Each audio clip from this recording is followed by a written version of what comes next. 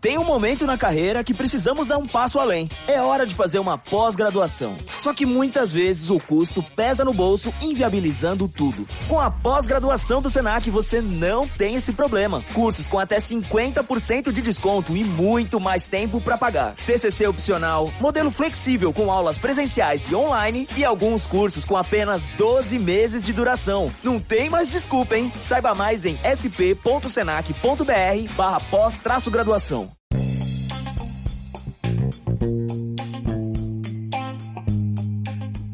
All right. Welcome back to the Misfit Nation.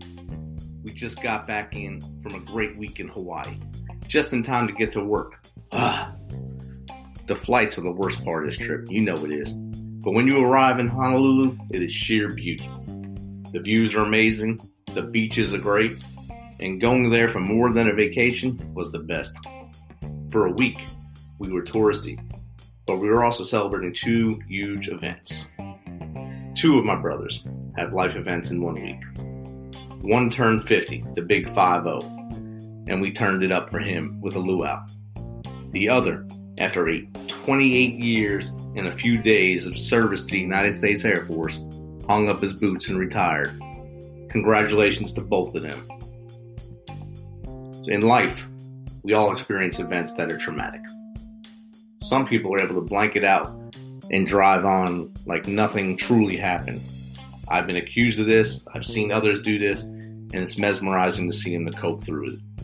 Others have different coping mechanisms that help them heal, but it may not be the best way, whether it be using alcohol, drugs, or just doing adrenaline-fueled activities to get them to forget what happened. It has been said over and over, though, that laughter is the best medicine. I agree. It is something that truly helps. Our next guests are great at this. They both understand trauma and help others to understand what they're going through. And of course, they use laughter to get people heading in the right direction. So without further ado, let's get Joan and Jane, the therapy twins, on here.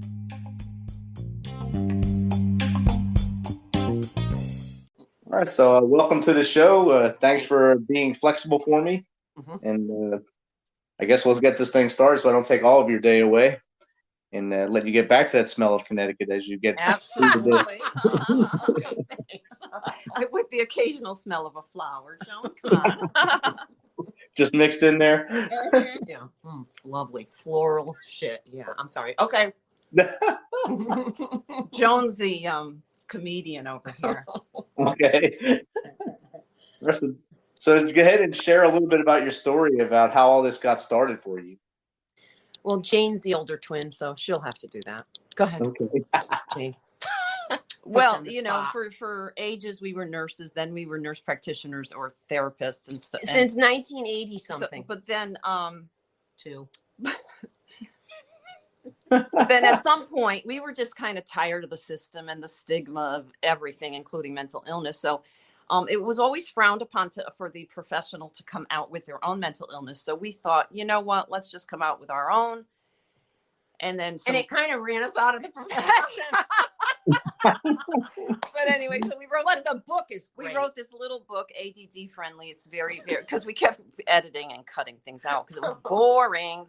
And so anyway, we brought to the table a few tidbits that aren't in traditional, say, therapy sessions that helped us. And we brought the stories of how we didn't get better, we wouldn't get better, we couldn't get better, whatever. And finally in our 50s, it was like, okay, uncle, we'll just try a couple of those coping skills and maybe get better. Because you know what's less attractive than a 2-year-old having a temper tantrum is a 55-year-old having one. And, you know, it's just really unbecoming. And we were a little tired of it. Especially, among ourselves as well. I think our family and friends were tired of it. Yeah. Right. Okay. Thank you. Oh.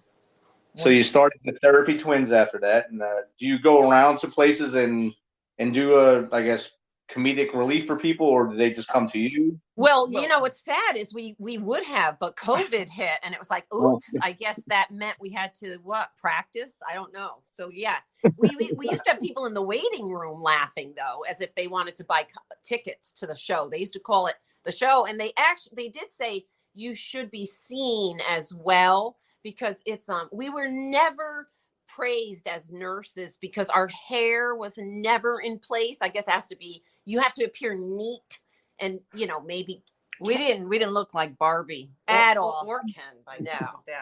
We didn't have that neat. So anyway, yeah, you have to be seen and heard, because when they say disheveled in psychiatry, I use that very carefully, because I could look disheveled myself, and I consider that normal. Okay. Right. Well, it's the new normal anyway. After a year of everyone hiding in their houses, they're coming out. Everyone looks crazier than they did a year ago. So I guess it is the new normal. Yeah. Thank goodness for us. And the mask was quite easy. You didn't really have to do anything. You thought, oh, nobody will recognize me in this mask anyway. So yeah, I guilty of just going out, and I saw somebody. Oops, I saw somebody I knew, kept going. Sorry. It was a year to get away with I don't want to talk to you for the 5 minutes. Wear sunglasses and a mask and keep moving. Because you had to be careful with COVID if you were one of those people that preferred to be alone. Humans were pack animals. But if you have really bad PTSD, you tend to go solo, which gets you into trouble, and then attract like-minded, irrational individuals, which gets you into more trouble. So then with COVID, some of us were like, wow, you mean to tell me I could stay in my pajamas and not go to work today? That was like unbelievable. People would go, don't you miss other people? No, my twin sister's a few feet above me. No, I don't. My other sister's down the hall. Awesome. The male person, I even know that person. That was plenty of conversation for me for the day. Outstanding. Yeah. Oops. I was fixing my phone, made the mistake of doing it now. So I mean, that helps. You said about PTSD and hiding behind the realm of it, and soldiers do it all the time, and it's become a real bad problem for this generation of soldiers, because if you're seeking help, you were perceived as weak years ago, and then when you do get help, you're also perceived as not useful to the unit. So now soldiers, they try to hide it until it's way too late, and by the time they get help, they're already on their way out the door because they did something else, because they got to a bad habit, either drugs or alcohol or whatever, and by that time it's too late. I think if they brought laughter into their lives or something, or even just yelled every once in a while, they feel a lot better. And that helped me, yelling a bunch and running Absolutely. a lot of one of the other reasons we came out with our own mental illness as master's prepared nurses, we have a couple degrees of sciences behind us, and we are in the profession, and we both have different types of trauma histories. And one of the reasons we're coming out with it is not just to help, we are helping the masses, but one of the reasons was our hearts are very drawn to where there's a stigma. And with the veterans, and we all know, I mean, Joan and I grew up with the Vietnam War. We were really, really little, but we saw that the soldiers came back and weren't welcome. And then you're right. If a soldier admits that they need help, they're perceived as weak. And then they get help, and they're now perceived as, I think you said, not useful. Because they think that taking a medicine for your mind is somehow worse than taking a medicine for your body. And there's multiple side effects to all medications. And it's just a terrible thing. And what we would like to say is we've both been medicated, we have both been diagnosed with mental illness, and we are both lived very high functioning, accomplished lives while medicated and while not medicated. Wow, Jane. But I would like to remind people, though, is when you have PTSD and you don't get the proper treatment, whatever that is, you go for a high risk job and that makes you feel alive again. And as we did, inpatient psychiatric nurses are more likely to get injured than construction workers statistically. And we've both been there as well. And it can be a scary profession, even though, of course, the whatever violence among the mentally ill and the general population is very similar. Anywho, yeah. That's definitely true. They try a lot of my first deployment in 03, 04, we came home from Iraq, and a lot of soldiers needed that adrenaline rush after.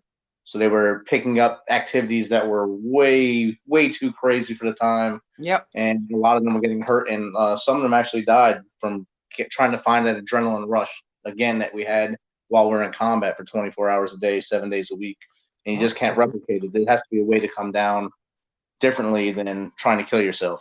Absolutely. And what Joan just said, it should be kind of common knowledge. It should be out with the public. Like the public should know. I would have liked my therapist back in the day, my medicator, to kind of acknowledge that, I took some high risk positions. I did critical care. I had to master the idea of what would I do if someone stopped breathing or if their heart stopped. And I'm not saying any of this is done without anxiety. In fact, Joan and I, we have had anxiety since birth. I think we have both. I know I have broken out in full body hives more than once. And this is not an allergic reaction. It was caused by anxiety. And, why isn't this stuff common knowledge? Why isn't it that we adore people that come out and say that they've been broken or traumatized? Because we know how useful people become secondary to experiences. How do you master, cooking or baking? Through experience, not by just reading a book. Right. But we still carry the stigma as if we're all supposed to be these perfect icons, which I think is the direction of the world. We want everything to be robotic, right? Yeah. Crazy. I just want to say too, though, high risk relationships. I've had a share of those. So not only if you can't find the job, find a relationship. That's absolutely. I almost got that tattoo.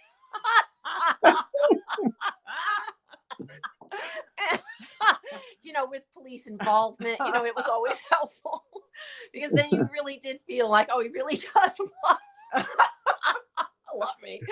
Oh boy. Anyway, or like the high risk behaviors, substance abuse, alcohol. I mean, we totally reach for alcohol. In fact, people have admitted to me where, they were afraid to say it, that they drank enough alcohol just to get a few hours of sleep.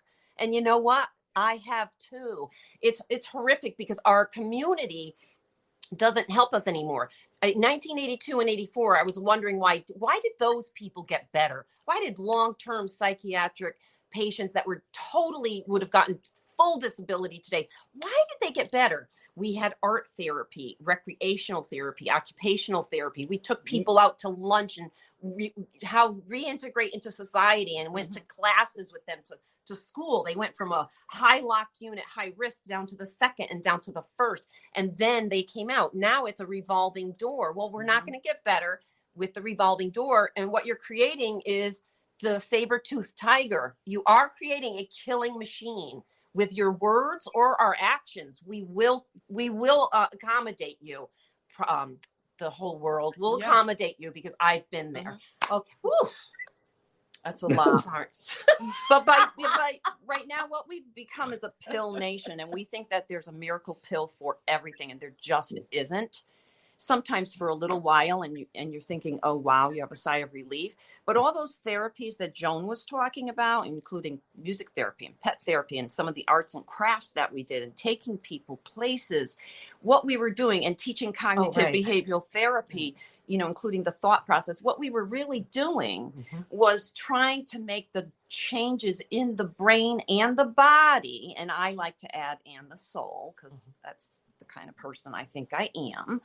And we were making those kinds of long lasting changes so that the person felt safe again in normal activities, where if they were abused as a child, an adolescent, or an adult, or saw the abuse, they were unable to go back to that, because we changed our visceral effects when we went to war, like you were saying. We changed that. We needed to come back to change those visceral effects you fought for the world peace, and then you come home and you don't ever find peace. It's ridiculous. Sorry. You're right, though. It took. I retired in 2015. I really did not get help until it was June 2015. I got help mid 2016. Probably was the first time I had someone actually listen to me about what the things I was going through since 2003. So it was a long road to get to that point, and it's I'm glad that I was able to, I guess, start that trail so soldiers now actually get help earlier. They get help when they kind of need it. I see it now where actual people, NCOs and leaders, look out for their soldiers a little more now and look out for each other more. That's the big thing, because leaders usually don't look out for each other. They look out for who's below them, and they let themselves just melt away inside. Yep, absolutely. Because in order to reintegrate into society, we have to suppress the feelings, the intense feelings that we're feeling that are so negative, and trying to protect ourselves to survive. So what we do physically is we deaden those feelings so that we can go out into society and not have the adrenaline that Ted Bundy had. Serial killers are the ones that had the the low levels of adrenaline, because the experiment was give these men adrenaline and see if they can calm the fuck down and integrate into society. And they did. That's scary, because how do we do that today?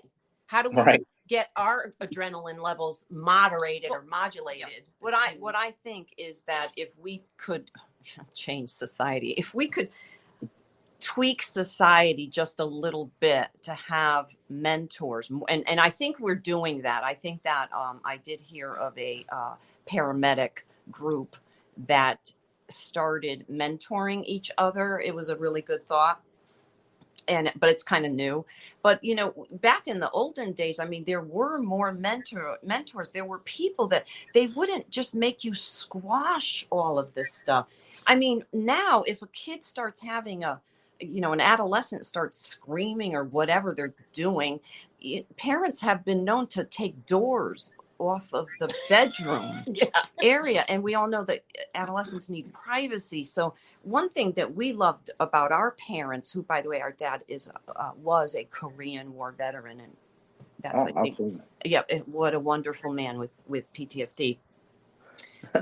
But the one thing our parents allowed is that normal adolescent, those waves that come, that it's often screaming or slamming a door. They allowed it, and we have an older sister too. We are so grateful that they allowed this venting without. Maybe our dad said you're crazy, but you know what? All women are, they say. So right, so they say it, and I say crazy is really creative, but you take it any way you want. Say what you can afford to say at that point as a man.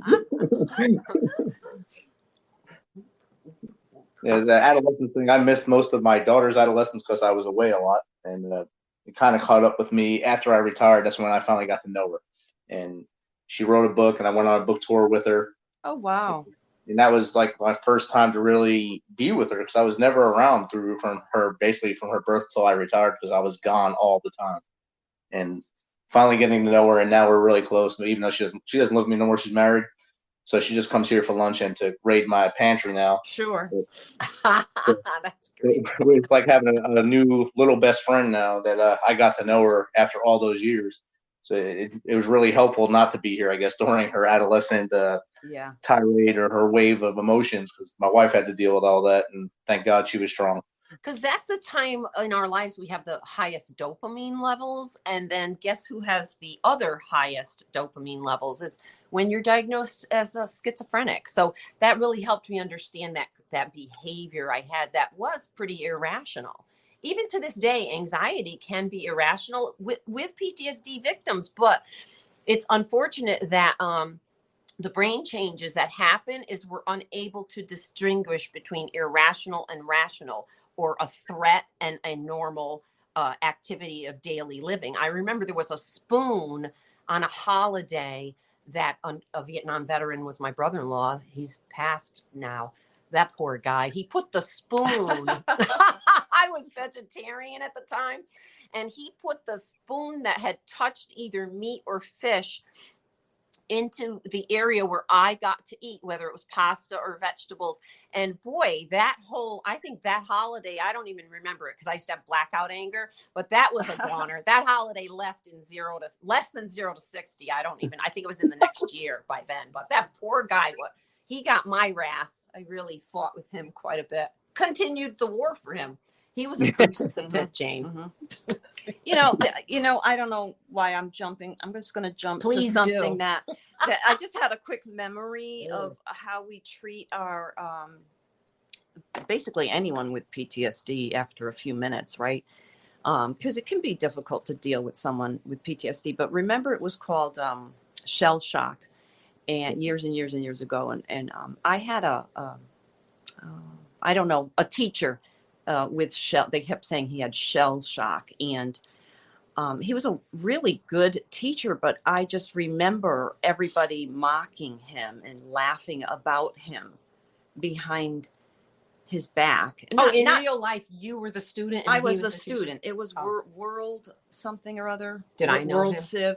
I don't want to say his name in case I'm not supposed to. You don't have to. Just tell me. Did I don't think so. I don't think so. Anyway, he acted bizarre, and, that exaggerated startle, and some temper tantrums and stuff. Back when that was really not a big deal in the classrooms, the teachers could lay hands on a student back in the olden days. But anyway, the lack of respect for this man, I often think of him, in my own growing process, and I only hope that I did not join in with the other kids. Because laughter, a lot of times people laugh out of uncomfortableness, anxiety, fear, etc. So anyway, we haven't come a long way, and that was in the 70s. We've come a little ways, I think, but we need to come a lot further.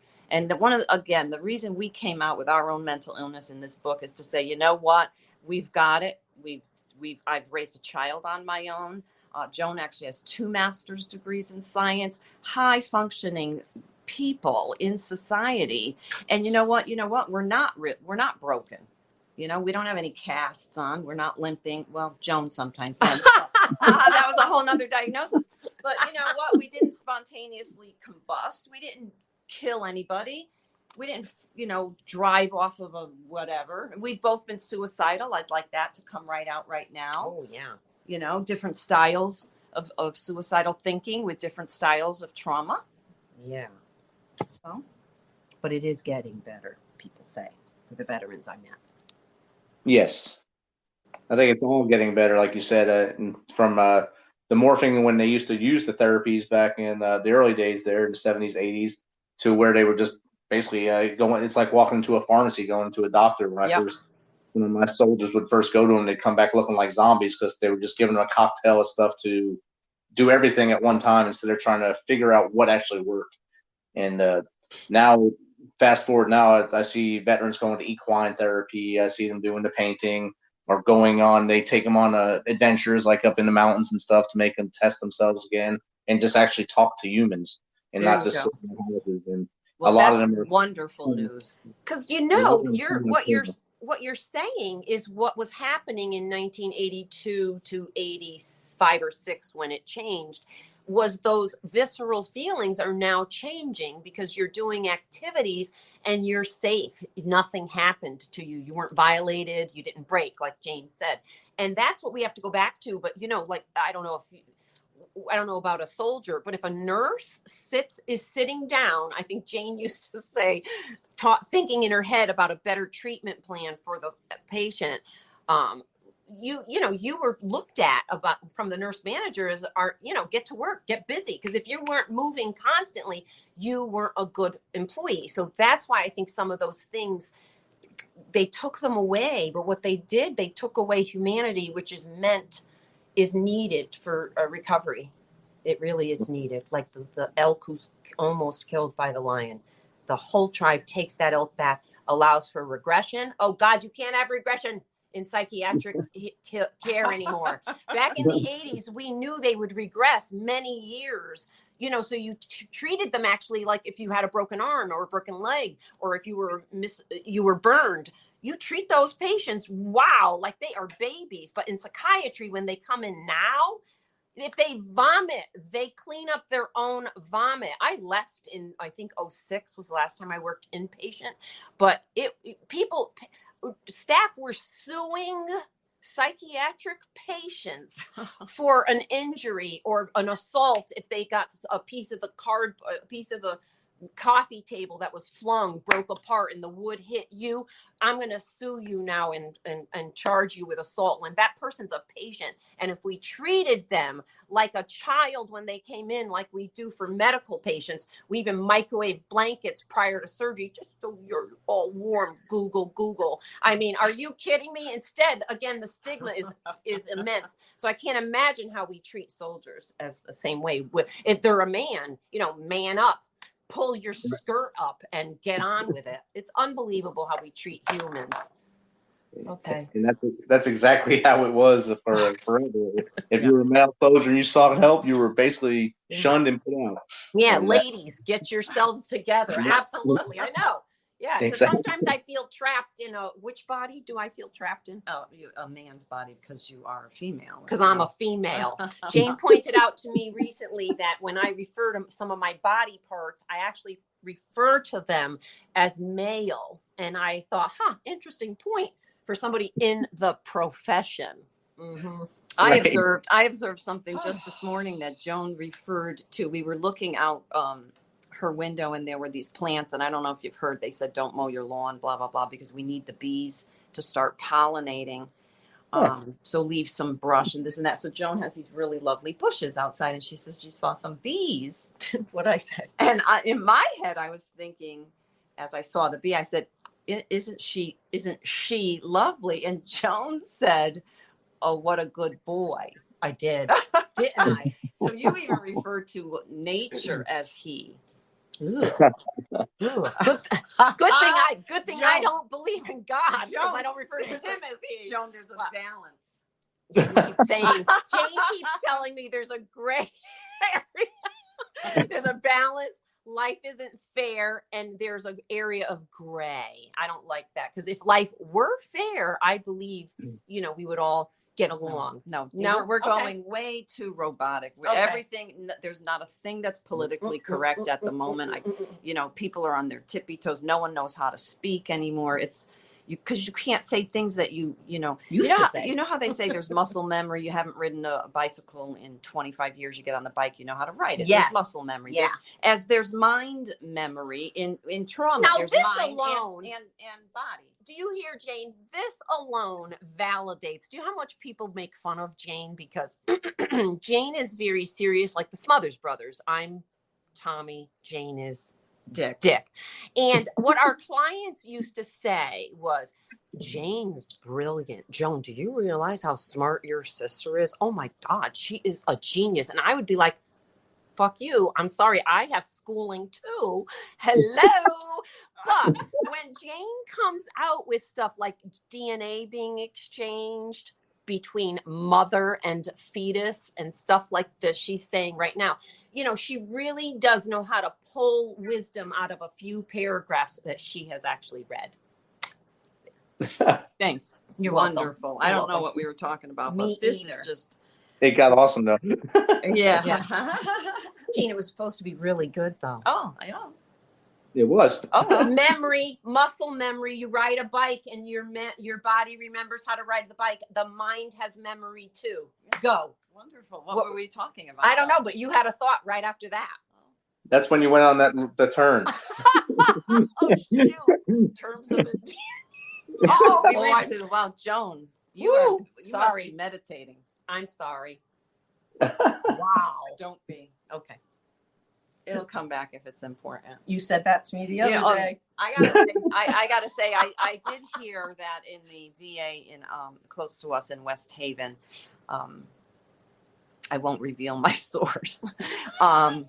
That they actually have a committee of staff, and I'm not sure, how long they serve on this committee or if they swap around, bringing in new people. But what they do, if a veteran suicides, they get this committee together and they go through the chart with a fine tooth comb. They interview the clinicians and the doctors, and then on medical and psych to make sure that everything had been done. And if somebody has a thought like, wait a minute, we didn't send, Mr. So-and-so to blah, blah, they really look into that to try to broaden the areas of support. And I only hope that they think about those things that we experienced in the 80s that were so helpful for patients suffering from all mental illness, veterans or not. And it was the getting back into the community, basically, with, music therapy, pet therapy, arts and crafts. But did you hear they want to take PTSD out of the DSM, which is the Psych Bible of diagnoses, because it's not a mental illness, it's a reaction to trauma? I heard that. Oh, it's wow. not. It's still in there, but did Of anyone course else they want hear to do that? No. I have not heard that. Not yet. Well, I have heard that, and then I thought I also heard that it was entered late into processes. We're leaning towards too politically correct, and when I say that word, I mean it in all, at least in in the psychiatric realm. There's people they're carrying 7 diagnoses. It's almost getting laughable. So we're overly labeling. We're overly saying you cannot say blank. You cannot do blank. And in what we're doing is we're turning everyone into an Android or an iPhone. A person who's going to have to go in the closet and live because they have no filter like most of us. And we're going to say something. And instead of allowing it and then allowing teaching afterwards, you're going to put it back in the closet where it doesn't belong. All right. Right. That's right. There's no teaching in that. Yes. Okay. That's what we meant to say. Jane meant to say more specific. And that's exactly what we're doing now with this whole cancel culture stuff. If someone makes a mistake or steps on an eggshell, they're done forever. They're done forever, which is crazy because we know discipline is teaching. Well, Jane knows. So why not just teach the person that, get some supervision and, maybe you could have said it this way. Maybe you didn't have to say it at all. Instead of getting fired, because what's going to happen is you're right. They're now banned forever. They're going to go suicide or go live homeless on Skid Row. Yeah. And the people don't realize you take somebody's livelihood away from them and, they're not ready to become a monk. They will. You'll eventually kill yourself. It's horrible. Yep.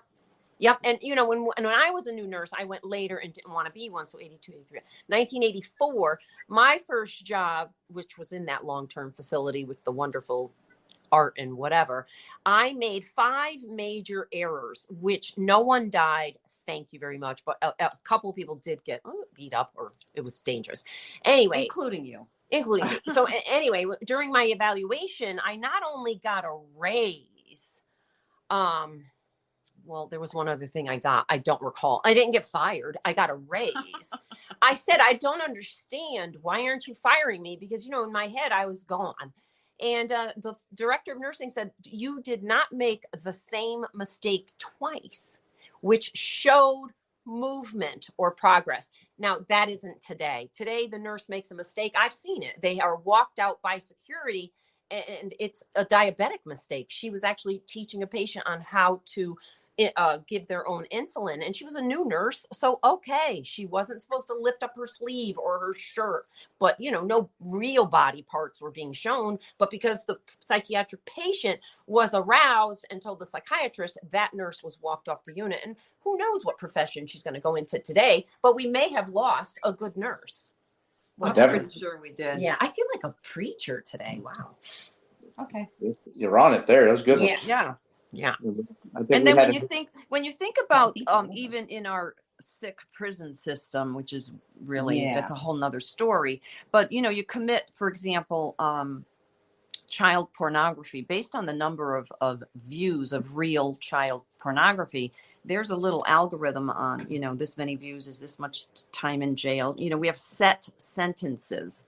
But for the person who said something politically incorrect on a newscaster, and don't get me started with the news people have misquoted me. But that's not the point. The point is why are they banned now for life? Because people don't realize we're so quick to do that lynching, that metaphorical lynching and stoning, but we're killing people.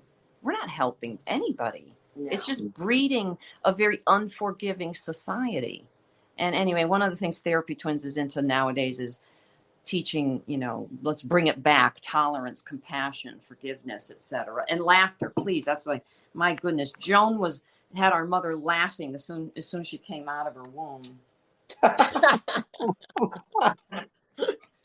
And then every day after that. Yeah, and because my father was in the Korean War, he used to call me his army buddy, and I know we have to end, but my mom never liked swearing or anything, and I hope you can edit stuff out, but one of my favorite words was cunt, and my father would be like, oh my God, Joan, I can't say that in front of your mother. So unfortunately, I'm 60 now, and I used to feed stray cats in New Haven, and I feel like, wow, cat lady, how many do you have now? But my father would say, Joan, I'm going to come with you just to help feed the cats. It wasn't to help feed the cats. It was so he could swear for, I think it's 16 miles to where we'd go to New Haven. And yeah, he would swear. And then on the way home and we'd park, he was like, wow, that felt great. And he and my mom used to get along. So I think I helped the marriage.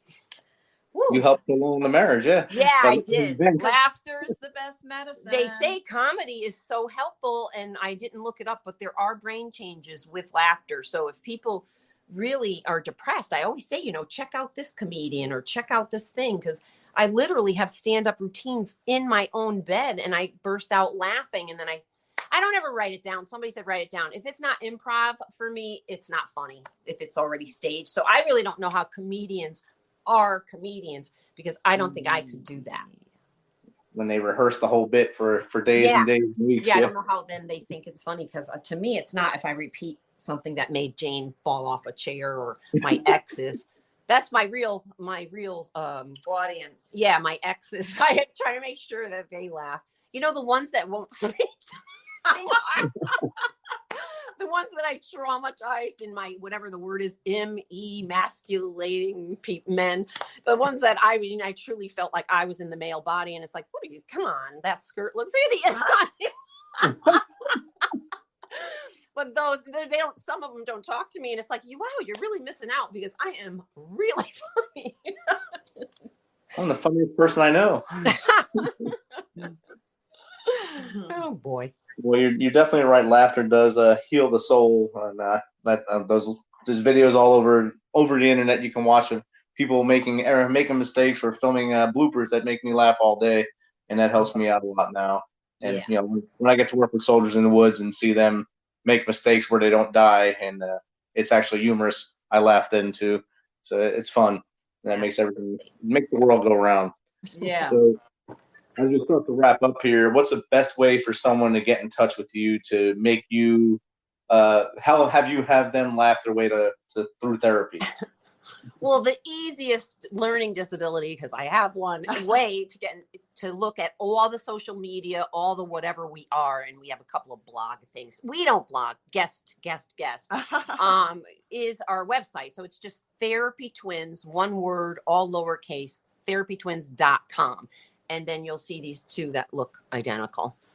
And that's it. Everything's on that website. Our book, our laughing stories. If you have a question, social media. If you have a question, the answer's already there. Yeah, hopefully the answer's already there. But we actually have a spot that if you have a question, you can actually ask us, and then we'll get back to you on that one.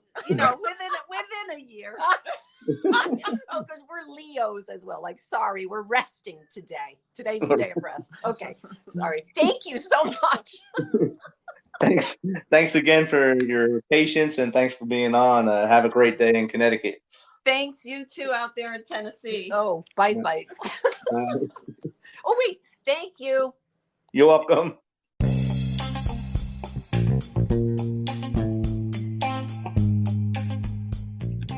That was great chatting, and wow, a lot of laughing with Joan and Jane. They have a gift that helps people find a better path after trauma.